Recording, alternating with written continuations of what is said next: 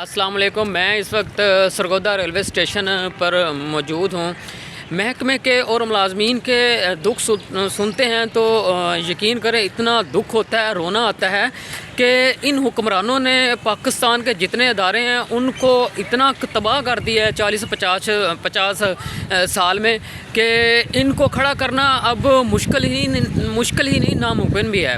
آپ plate form پر آئیں، آپ کو یہاں پر مسافروں کا اتنا رش دکھائی دے گا کہ آپ تصور بھی نہیں کر سکیں گے، آپ سوچ بھی نہیں سکیں گے کہ یہ پاکستان کا جو ادارہ ہے ریلوے، یہ خسارے میں بھی جا سکتا ہے۔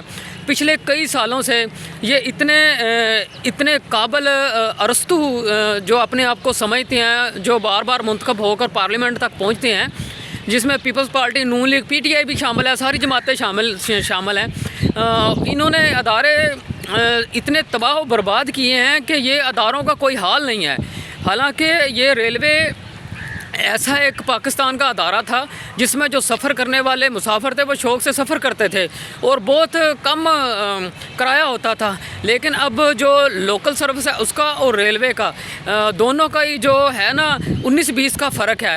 اور آپ دیکھیں کہ آپ جب پلیٹ فارم پہ آئیں گے، آپ دیکھیں گے مسافروں کا رش، تو آپ کا یہ دماغ ہی نہیں مانے گا اس بات کو کہ یہ پاکستان کا جو ریلوے ہے یہ بھی خسارے میں جا سکتا ہے۔